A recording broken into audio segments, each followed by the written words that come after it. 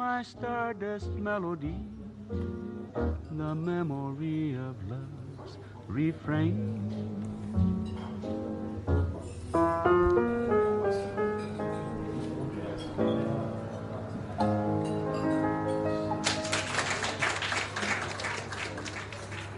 Mr. Hoagie Carmichael, everybody. Lovely stuff. Now, ladies, gentlemen, and non-binary friends, it's time for Autopsy, live from the Waylay stage. Scrub up and grab your scalpels. Patron participation is encouraged, but don't forget to tip your waiter. They're the ones cleaning up all the mess. Please welcome our magnificent hosts, Queen and Volume Control. Take it away, Queen. Thank you, and what a show we have for you all tonight, filled to the brim with spoilers, so if you're not caught up, I'm not liable. He was only here for a moment, but what a splash that Arthur Lester made. What did you make of him, Vol? What a guy. Sure am glad he was able to pull himself together. Glad I'm not stuck in charge of that big toe this week.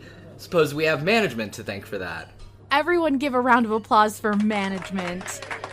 With the way he keeps things running in tip-top shape, you'd think there was two of them. Two? That guy's a one-man army. Well, should we talk about the word on the street? Well, I don't like to gossip, but that's what we're all here for, isn't it? Now, what did Mr. Lester get up to while he was here? It all happened behind closed doors, but a little birdie told me he finally met the manager. Well, he finally remembers meeting the manager. This isn't his first rodeo, no sir. Back when he first opened that fateful book, he died, and he and the god fragment formerly known as the King in Yellow got whisked here. The manager told them about their task, imbued Arthur's lighter with some arcane witchcraft, and sent them on their merry way. The only way forward for them is through, which means off to the dark world. At least they have their lighter to guide the way. Oh, and management had a special little message for a special someone. Don't fuck it up.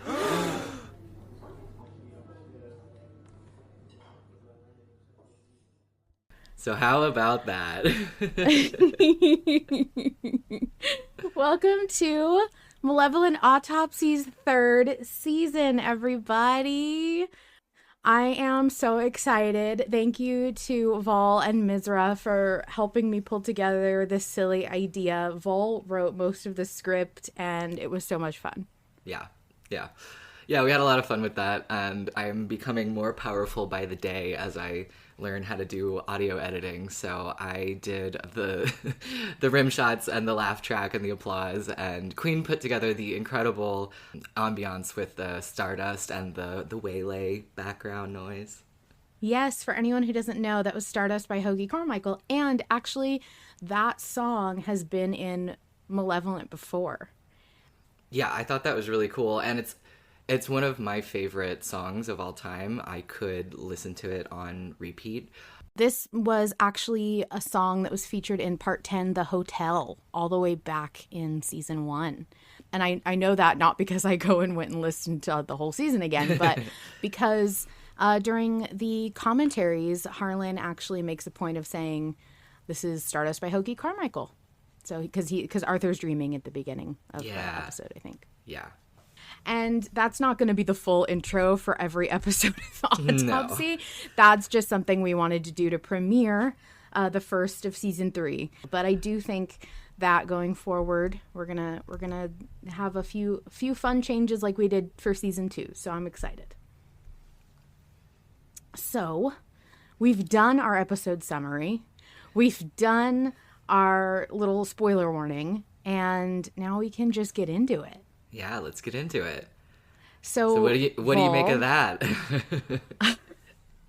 The Capo was like beyond what I ever could have expected. Like when they said 52 is a 10 out of 10, but Da Capo is a million out of 10, they were completely right. Yeah. It was incredible. I think that might actually genuinely be my favorite episode of Malevolent. Yeah. I didn't know what to expect, and you know what? It delivered beyond my wildest dreams. It really did. And I actually thought it was really interesting. You know, we talked about the time loop last week. I thought it was really cool that it ended up being like similar but subverted. So we didn't get a time loop. It is like a continuous, timeline, but there is still not timeline fuckery, but memory fuckery.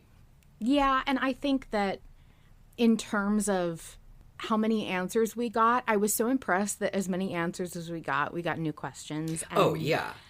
Like, it was so cool to kind of hear it all come back together and start from the past, kind of. Yeah. And I loved that moment of, like, shock where the episode starts and you're like, where are we? What are we doing? Like, this can't be the Dark World, right? Right. I everyone was speculating whether or not where Arthur would go. Yeah. Right when the episode picked up, and it was between the Waylay and the Dark World. Yeah. And I remember I made a lot of very foolish and incorrect predictions last episode about everything, and I'm so happy I was wrong. Yeah. I love being surprised. Yeah, I thought all of the meta jokes and references were really cool, especially because some of the answers to the questions that we've had were very direct. Like, the manager straight up says, no, the lighter is not your daughter. Like, let that one go. It was, you know what? I saw a lot of really good opportunities for Harlan to indirectly, but also directly clear up things that he's probably seen pretty rampant throughout the fandom. And that's something that I really appreciate about experiencing it live, because people in the past, years from now, who aren't going to know about this kind of thing, probably won't have the same context as we do about how common it was to see people talking about, like, Faroe is the lighter, or especially love the part where the manager goes, what it is doesn't matter. Right. But what it does, and, like, that is the whole, I feel like you could apply that statement to pretty much everything you have a question about in Malevolent. Yes. Yeah, because absolutely. it's so often people are like, has Harlan ever talked about who controls the eyelids? And we all have our really polite standard stock answer, but the true answer is that doesn't matter. Doesn't matter, yeah. And the good part about that is you get to decide that. And I think that's more along the lines of what people mean when they say it doesn't matter. It's not that it's inconsequential. It means that's up to you. And I really like that freedom. And especially a creator who embraces that freedom for the audience and doesn't feel the need to define every tiny thing. Both for himself and for the audience. Like, I've heard him say before, like, the way that it, like, mechanically works doesn't matter. The way that it works is whatever utility I need it to do in that moment. Like, it's still pretty consistent, but every so often there's, like, little things where it's like, oh, I thought that John was controlling the eyelids because of this, but in this scene it's very clearly Arthur or whatever. Yeah. So, Vol. Yes. What is your carrot for this episode? What was, like, the treat for you? The fucking manager, dude. You know this about me. I love multiverse shenanigans. I love multiple iterations of a character, especially when they get to interact. And, like, literally the last thing that I was expecting was for Kane to have a not evil twin. That was, like, not even remote. The fact that some people were, like, speculating, I only saw, like, a couple people. It wasn't really widespread. But I did see that a couple people on, like, Tumblr and on the server were suggesting that maybe there was still one more Nyarlathotep out there. And I'm just amazed that, like, that didn't gain more traction. But I think that it shows how skilled Harlan is as a writer, because, like, that was something that he did not plant seeds of. Like, that was something where it seemed out of the realm of possibilities that there would still be one more Kane, because Kane is so certain. You know what I mean?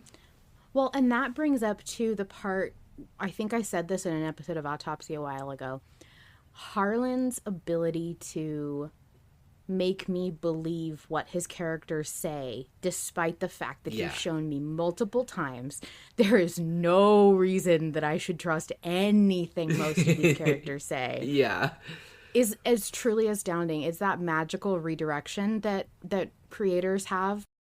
this is the example I gave before. I fully believed John when he said way back in season 1, season 2, I killed your partner. And then Harlan said in a commentary, like, do you know that though? Yeah. Like, and that was the first time I questioned it ever. Yeah. And I was like, oh yeah, like why would I believe that? Because in the context of that conversation, John is really upset with Arthur. And we've already seen before then and after then that John will say things when he's upset that he does not mean, or and he's gladly lied before. Oh, absolutely. Like, there's no reason for me to have believed him at face value when he said that, but I did for a very long time. Right, because you thought the writer was telling you. Yeah, I thought the Not writer the was telling me. Yeah. And he totally did that with Cain, where he's like, yeah, I killed everybody, every single one of myself. And I'm like, yeah, he absolutely did. For sure, totally. Absolutely, yeah, this Cain, the dude who has lied multiple times to the faces of our favorites. The lying liar who completely lies. telling the truth. Yeah. To be fair, though, Cain believes it. So, how much is a lie? You know, how much did he lie? He didn't. Right. So, fascinating how he can do that. I really, really liked that. And I think the manager is just one of the best characters ever. Yeah, absolutely. So, Vol, what was your stick for this episode? What are you, like, really nervous about, dreading? What, maybe a prediction or something? John is so scared about going back to the dark world. He does not want to go there. He has been scared of the dark world since episode 1, and he had to go back once before, even when Arthur promised him that he would never let him, end back up there, and now they have to go.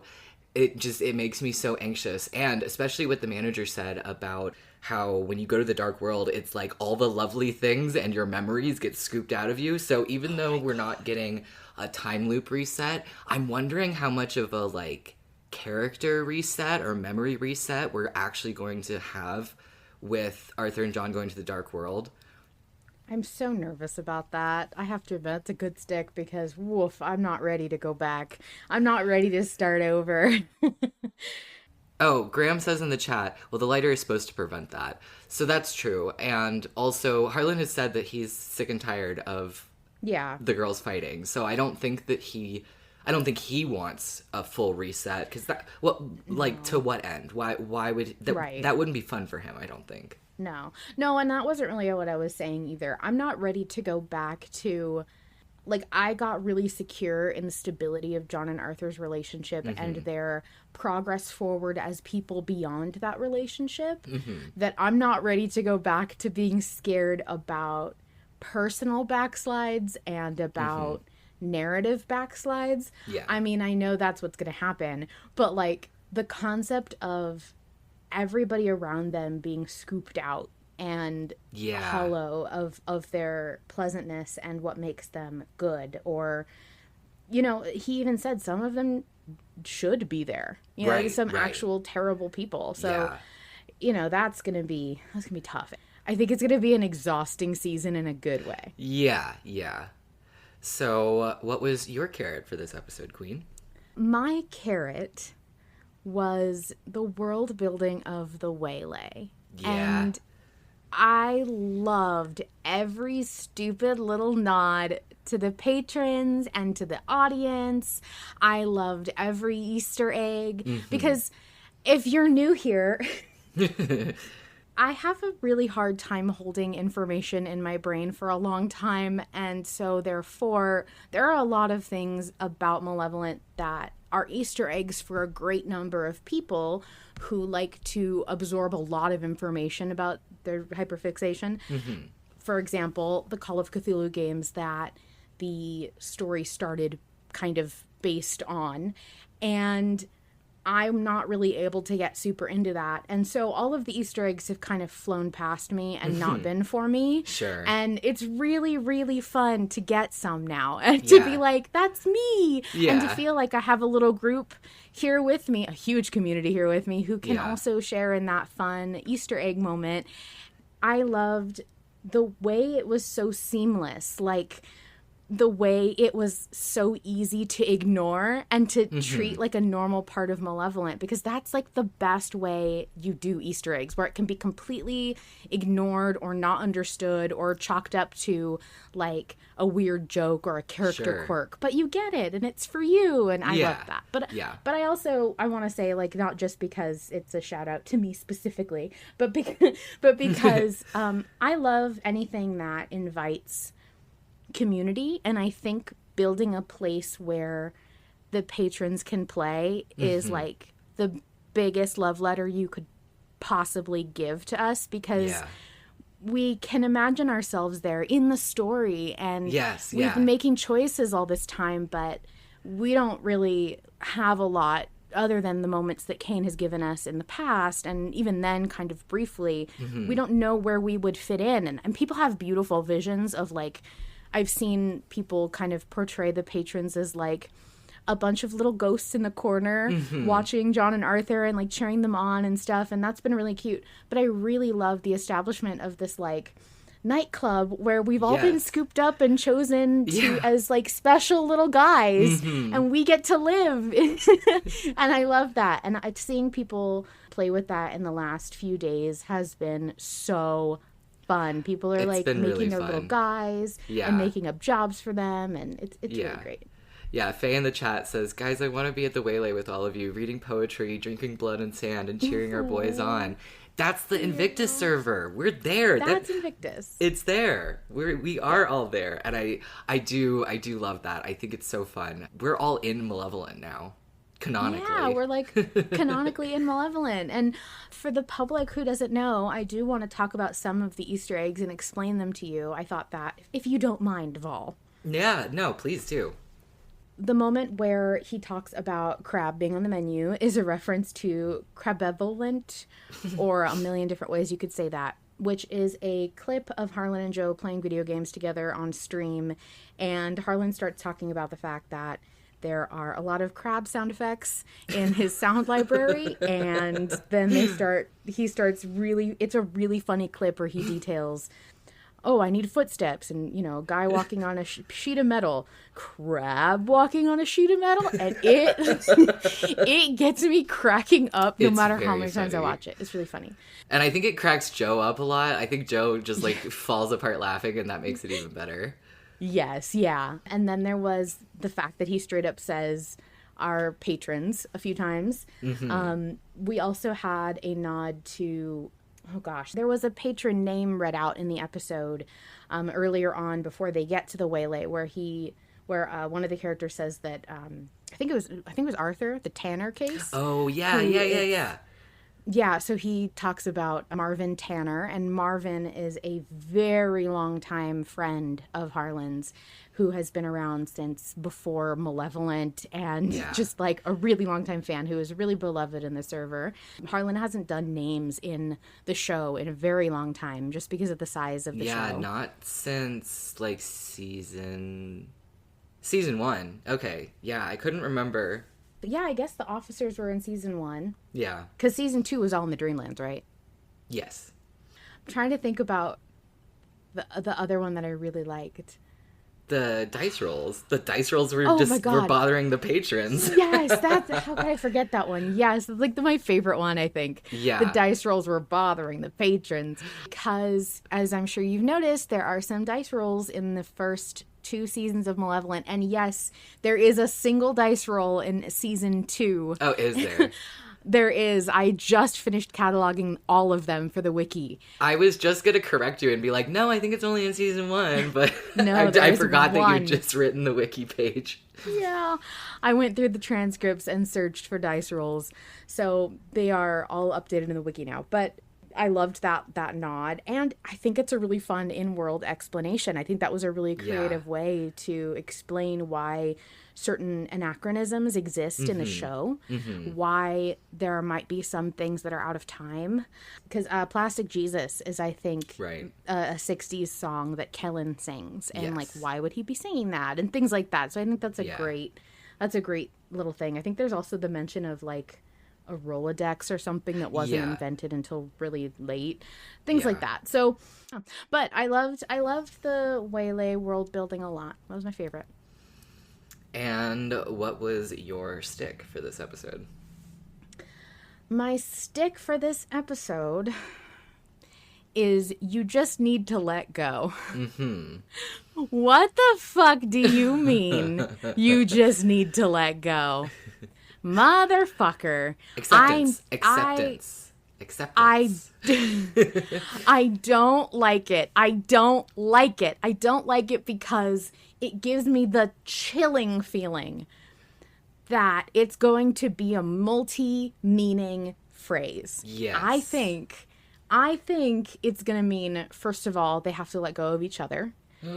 I think, second of all, it's going to mean that Arthur has to do something that kind of really cements his moving on from the life that he was living before John. Yeah, and I think that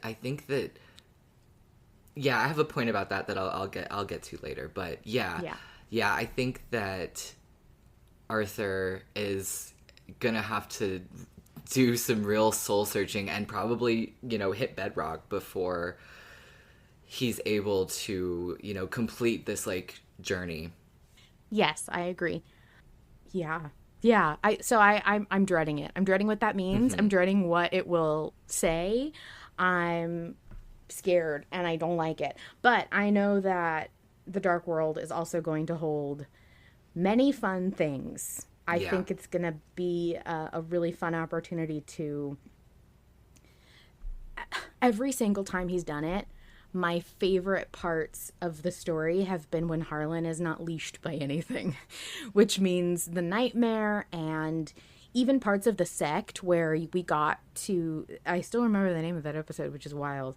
I don't remember the names of episodes usually. Yeah. Where we got the cultists who have our choices written down on the paper. That was a chilling moment for me.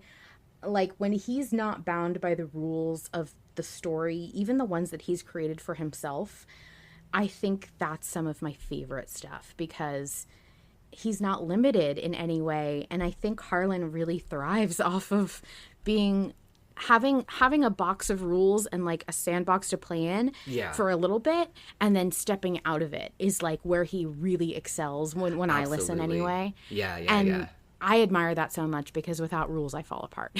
I can't do it. Nikki in the chat has a theory that I saw them mention elsewhere, but Nikki says, I'm making a stretch that Arthur and John are going to be the first agents of the estate, which is an institution founded on protecting the multiverses from that which would harm them and the core reality from the strange. And I know absolutely nothing about that, but it sounds awesome.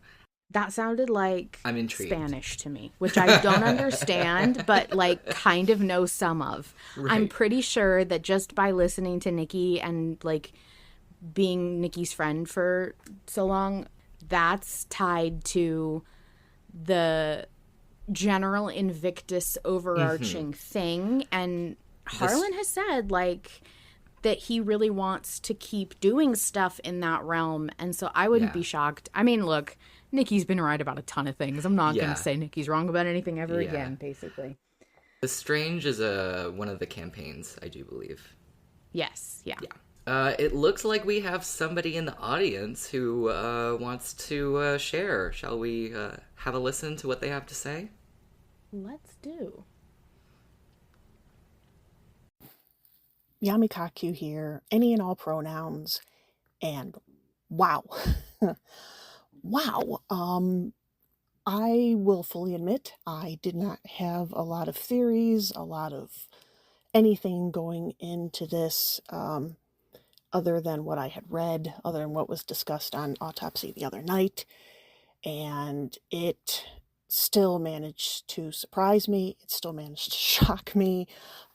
We got the Waylay. I got to see the waiter, or hear the waiter, you know what I mean. We got a non-evil version of Kane, who I love. I loved the whole way he had to stop himself from going all maniacal. He's trying to be reserved, but he's Malevolent Autopsy, so it's hard for him.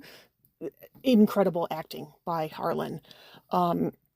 We got Parker, which was not on my bingo card, in any bingo card. I really thought we were never going to hear from Parker. So Parker stands. Wow, you guys won tonight. But yeah, just insane. I cannot wait to see what happens, and the whole thing of us, the patrons, being, looked at, the dice, the crabs, just hysterical. Loved it. Loved every minute of it. Thank you, Yami. Appreciate that. Parker? I didn't see a Parker while Arthur was here in the Waylay. I don't know. I didn't either. Yeah. Weird. Huh. Sorry, guys. I was doing a bit of a bit, not mentioning Parker, because we got so many voice messages about Parker that we're going to have to play them all at the same time, so they're unintelligible. We don't have time. No, I'm just kidding. I'm just kidding. I was very excited to get Parker. I did not expect that at all. Like, I couldn't believe it. This isn't something I've shared with anybody because I was really wondering if I should or not. I cried pretty hard hearing Parker. Aww. I didn't realize how much I wanted to hear Parker. I think that's why I was so weirdly adamant about, like, the fact that we wouldn't be hearing him, and I was so skeptical that he would be important. Yeah. You didn't want to get hurt. Yeah, and I've never really put a lot of stock into Parker as, like, a character because he's obviously one of the most important people in Arthur's life left after all of the tragedy that's come over him. But I think that I was, like, not completely certain of how that relationship was, and I knew that it was a good one, but I didn't know the nature of it. I think I was just really scared to be hurt. Hearing their friendship and hearing that small conversation is still so emotional for me because it just showed you how Arthur was, like, so close to picking himself back up. He was on his way there, and then this awful thing happened that he had no control over. Yeah, he was close enough that, I mean, he had spent time with, Parker's family, and, they had love for him, and so I think we get so many little tiny snapshots of what their relationship was like, how close they were, and it paints this picture of where Arthur Lester was kind of, like, really getting back on his feet, even though he said, he still wasn't quite there. Yeah. But the proof is there.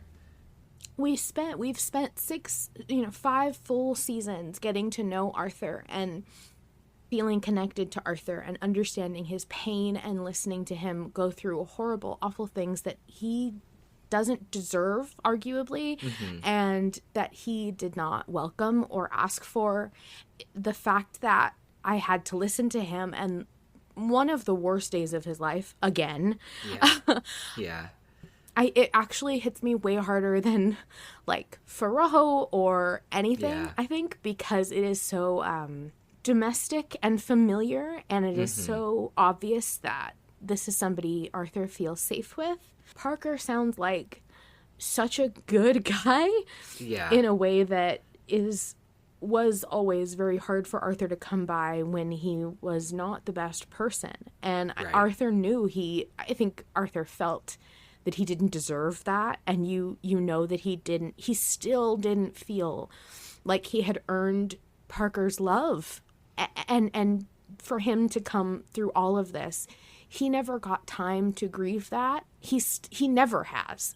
All of that happened so quickly. And for him to get repeatedly close to all of these characters over the 5 seasons of Malevolent and to lose all of them. Yeah. It has just been, and then all of that compounded into, sorry, I'm crying.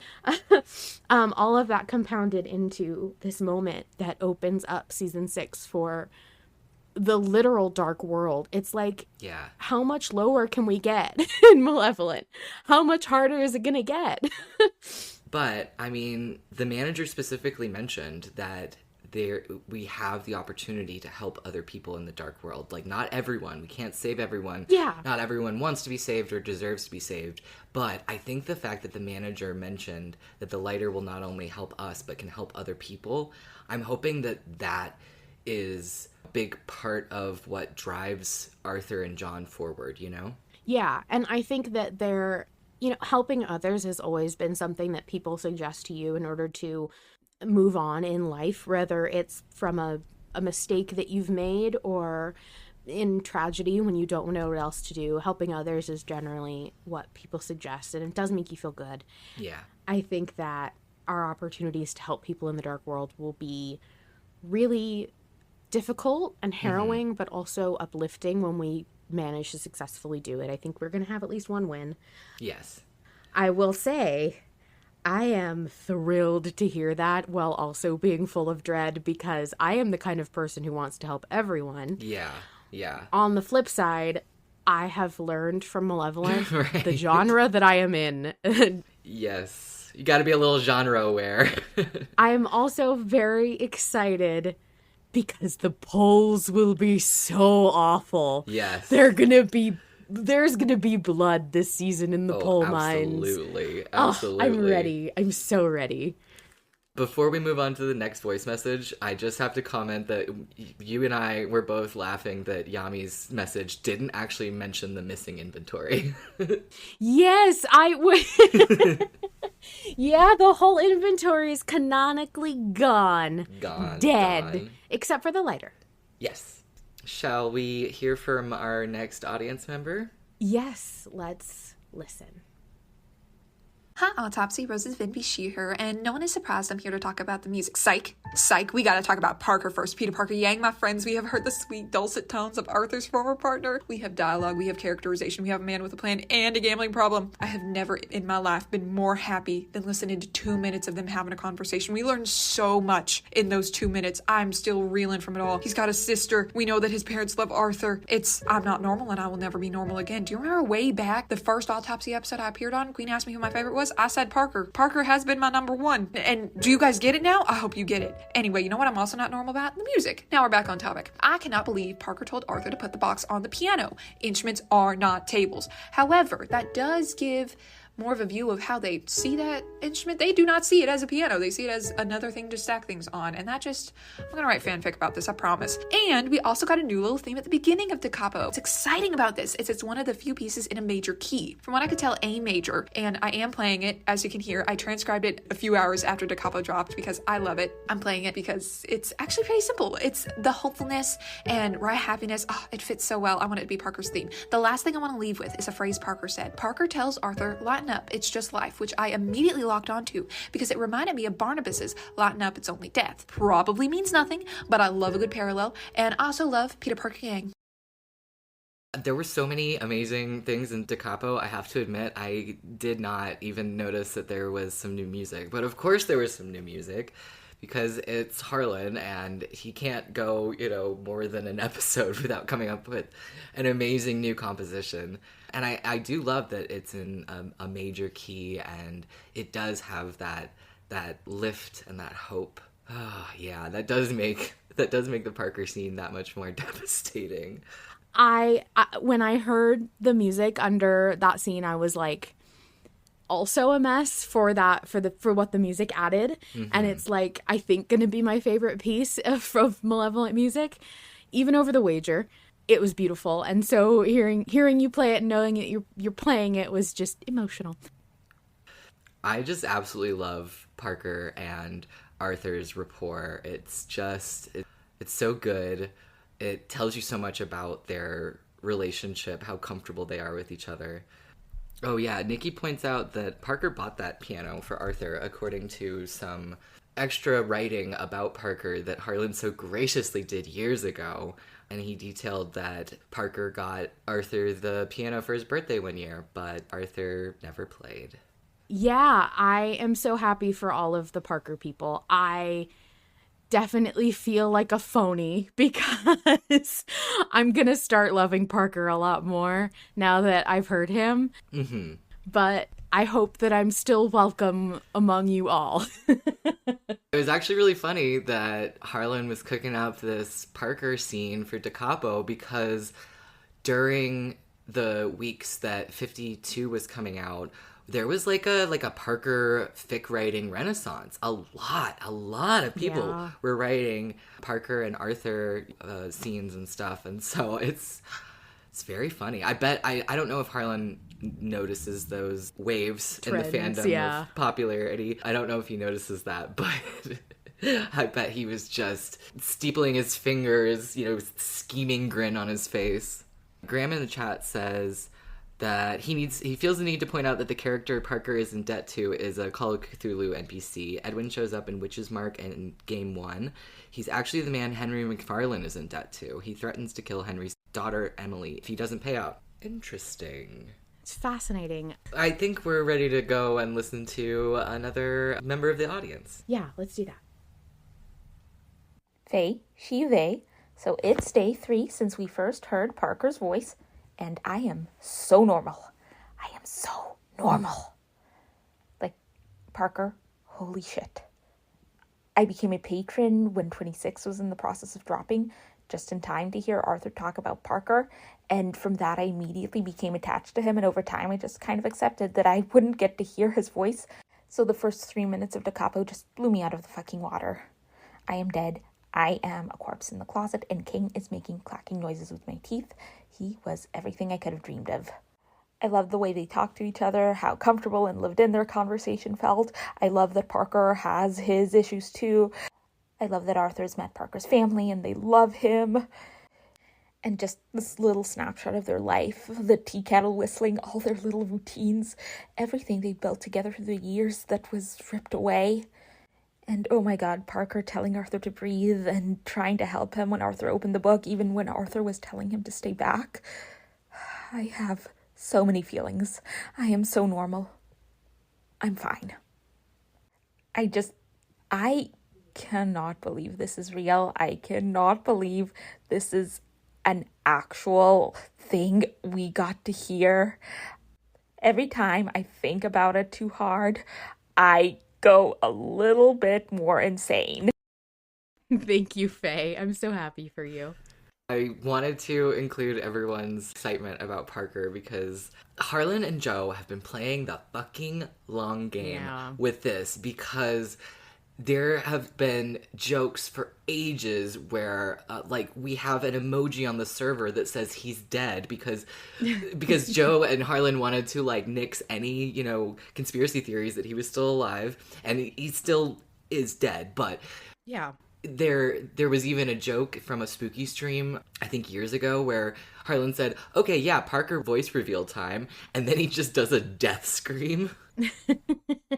And so for the longest time, it was just this, wordless scream was, quote-unquote, Parker's canon voice. Yeah, I love that. I mean, he is still dead, and, that is so hard, because we just heard him for the first time. We've all been waiting for this, and... Yeah. He's still dead. What do we think? But then again, we got so many quotes about things like memories are just memories until you're dead, and not all who are dead are gone. Mm-hmm. All that shit. Yeah. Charlie Dowd is alive. Blah blah blah.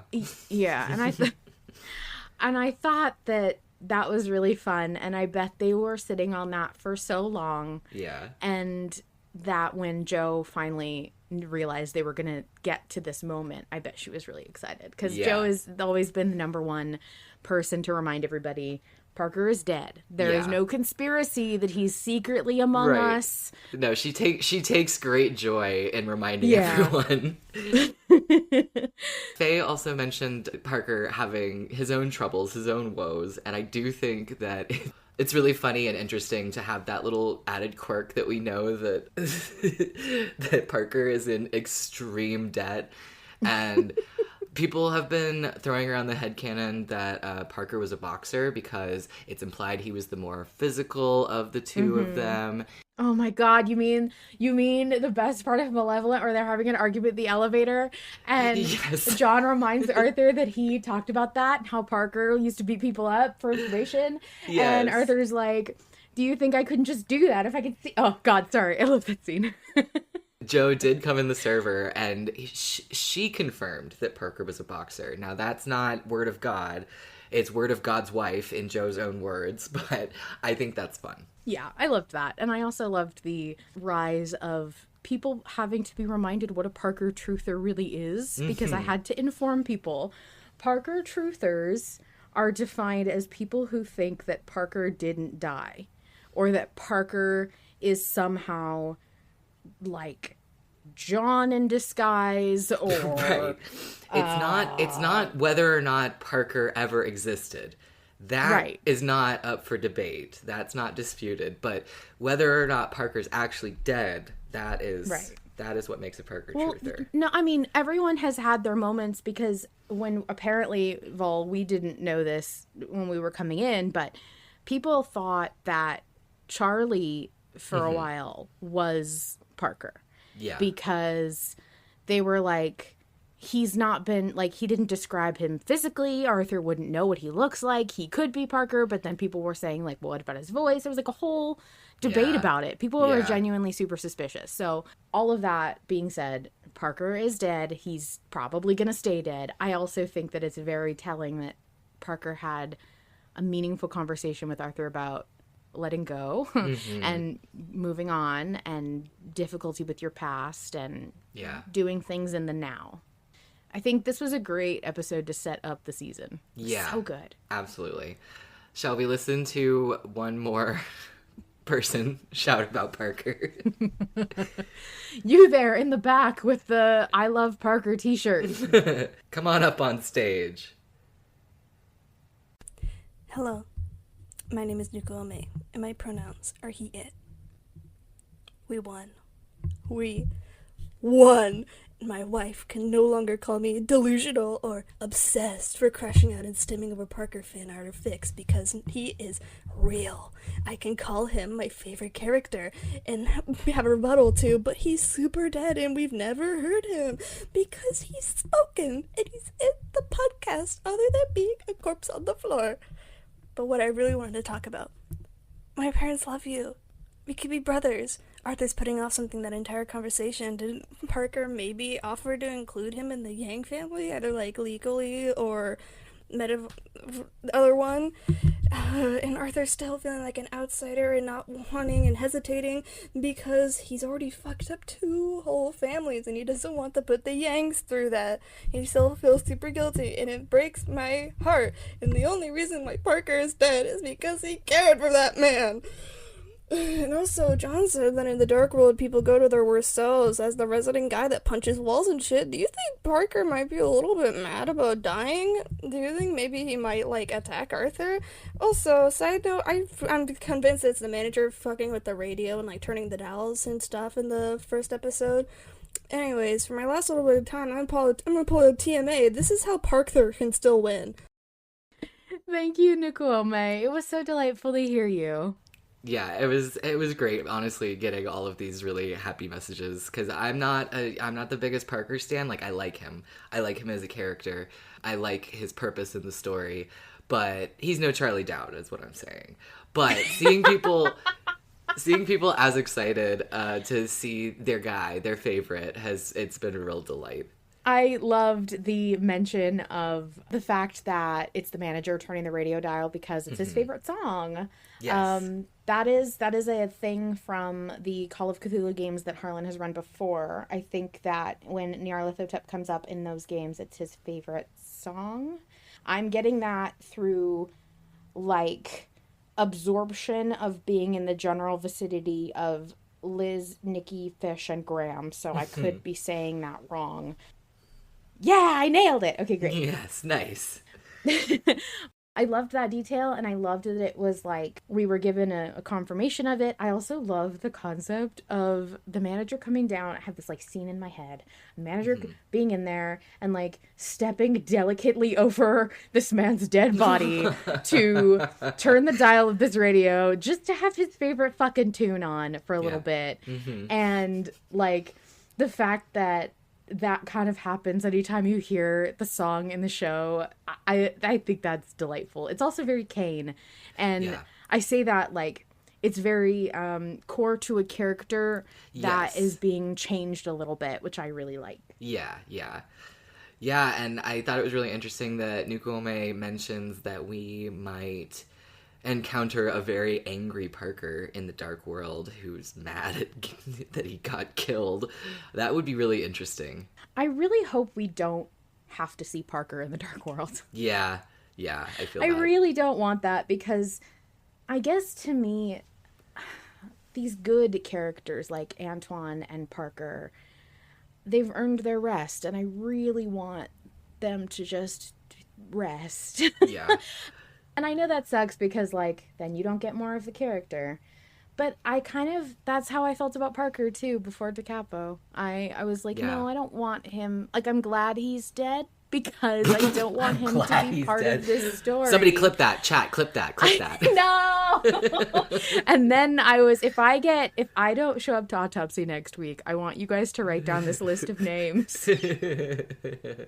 No, I'm only glad that he is being spared the horror that Arthur is going through. Yes. I think that I'm happy that he's spared from all of this, and that his worst day was a very mundane one, by comparison to Arthur and all that he's had to endure since he opened that book. Speaking of the horrors that Arthur is being put through at every turn, shall we listen to that audience member in the back who looks like they have a lot to say? Yeah, if anything, I'm pretty sure security is holding them down. No, it's okay. You can let her go. Hello, awesome her again, she, her. And firstly, I need a short segment to scream into the void about Parker because I fucking told you so. Oh my god, the potential that he's a voice in the law drop. Anyway, okay, but that's not actually what the main part of this note is about, because I'm here to talk to you about my wife version 2, Electric Boogaloo. Manager time! Do we actually go what the manager's end goal is? Like, sure, to stop Kane from getting the Blackstone, but that's it? I find that hard to believe. Everyone has immediately jumped into trust in him because he's helped us in the past, but who's to say he hasn't got his own agenda? He's still a Nyarlathotep. Even though he isn't gunning for the same thing and has rejected chaos, we know him to be one who pulls the strings. I think it's still too early for us to write him off as an ally. I think he has his own side. The manager understands that there needs to be a balance, that to chaos there must be order. But Kane's chaos is so extreme, so intense, that who's to say the resulting order won't be equally as grand, equally as potentially devastating? Kane and the manager both want the same thing, control. I mean, look at me in the eye and tell me a guy called the manager, who runs his own pocket dimension with handpicked clientele, isn't a massive control freak. Kane wants to achieve this through fire and brimstone, by killing Azathoth and recreating the world in his image. Conversely, the manager is much more subtle, which I suppose would be a result of the rejection of Nyarlathotep's chaos.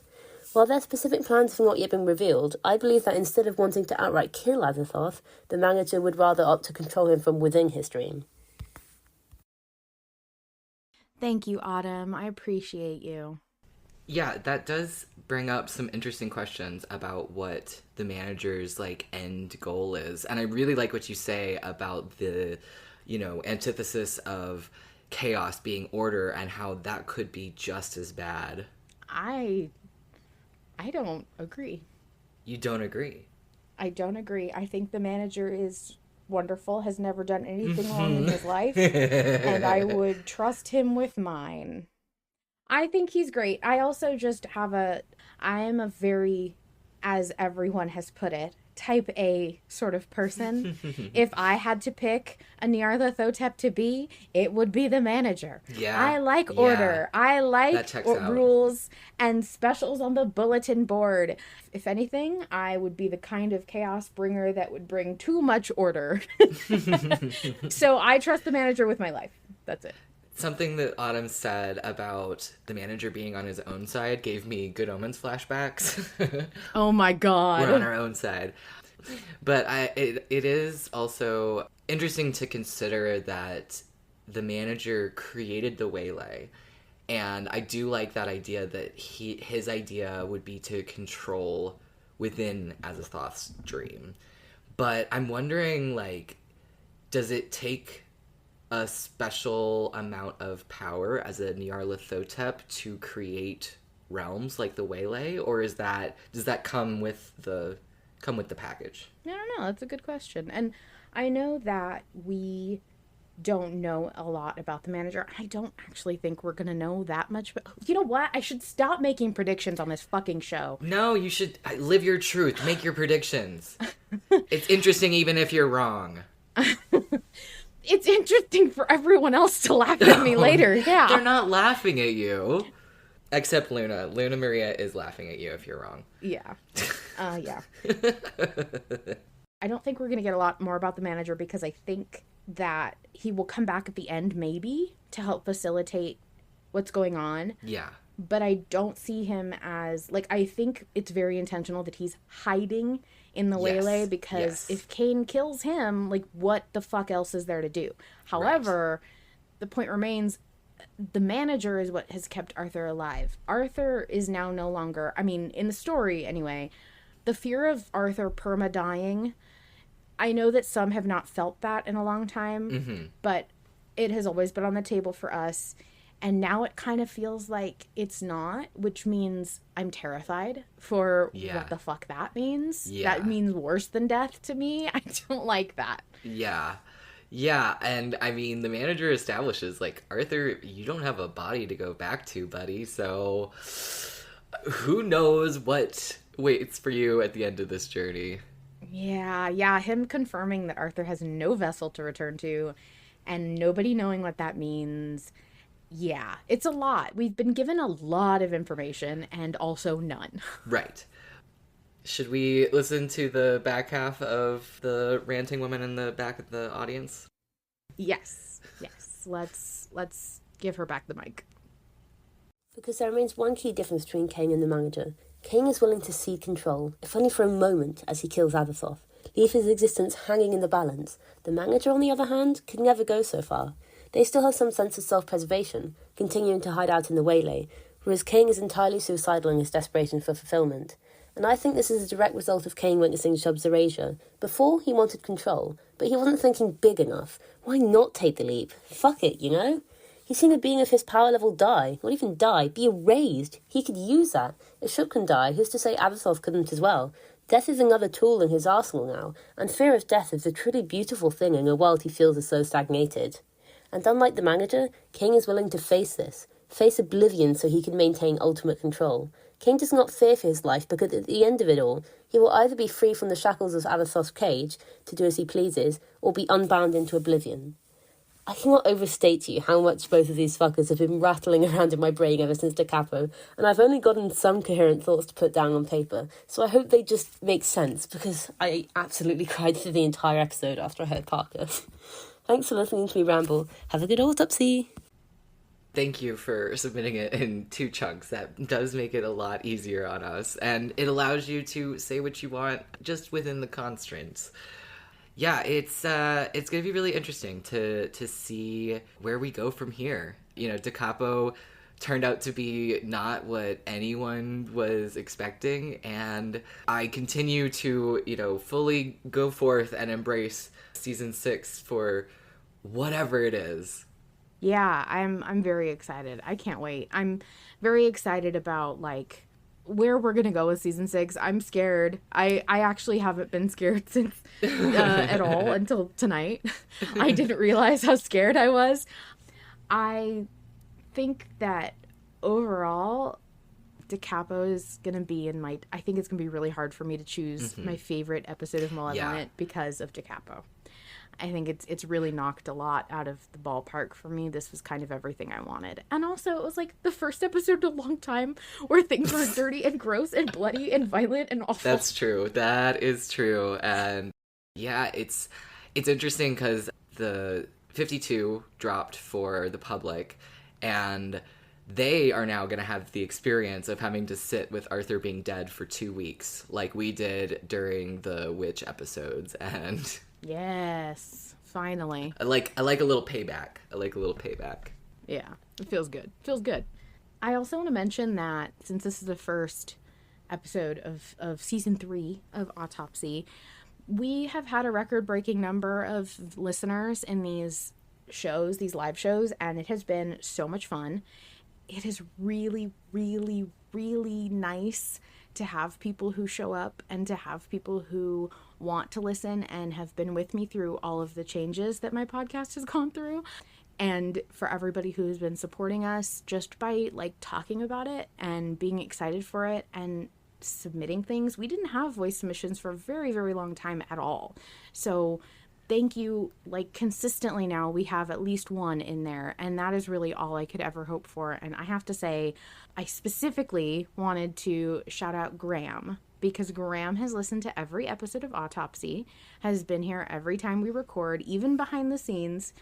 And so Graham has been like the best, most wonderful cheerleader of the podcast. Even when things have been hard, Graham has been here, and I really just want to say thank you to Graham specifically, because that kind of kindness and dedication and showing up, even if it's just like for your own personal fun streak, it's still time and energy that you have decided to spend on listening to me talk with other people and about this show that we all love. And I just really appreciated that, and I wanted you to know that I see you, and you are a very, very kind person, and I know that your love for people and for this show and for Autopsy has been like the thing that I see first when I see you hanging out.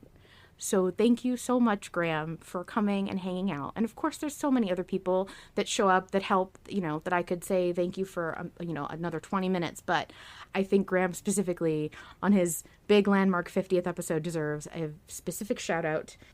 Aw, we're just getting all up in our feels in this episode. Thank you, Graham. It's been really awesome that you have been to every single episode. It's an accomplishment, and we do owe you gratitude. Hey, Vol, my best real life friend, hasn't even been to every episode. That is true. I'm on several episodes, but Vol has become my editor-in-chief. Vol is the best, and so are Nikki and Misraa and Bird. Bird, by the way, is uploading to our YouTube channel. Yay. Bird has taken over our YouTube and is helping us catch up. Thank you, Bird. I think that we've used the same slogan for 2 seasons, and it would be weird not to use it, so I'm going to keep using it. The horrors persist. But so do we. Good night. Good night, everybody. Thank you, of course, to Harlan Guthrie, the sole creator of Malevolent. You can find everything official at linktree/Harlan Guthrie. Without his labor of love for a story he wants to tell, we wouldn't be here. And speaking of here, if you want to be part of the live vote chat I record each week, join the Invictus Patreon and connect your Discord account. We have our own private patrons-only Autopsy channel. If you want to chat with me and maybe even some other folks you hear from on the show, you can also find a public Autopsy channel from the Invictus Discord, so you can hang out even if you're not a patron. While Malevolent Autopsy is my pride and joy, it wouldn't be ever improving without some key players. Thank you to Misraa, Nikki, and Vol Control for their work editing and assisting with production. They do so much for the show, and they do it all as volunteers, and I couldn't be more grateful. To submit a voice recording, have your message read aloud on the show, or find us on other platforms, visit linktree/Malevolent Autopsy.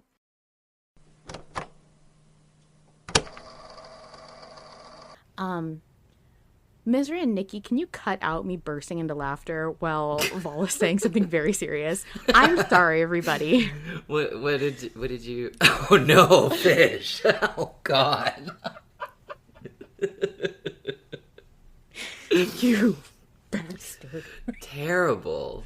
Oh my God. Okay.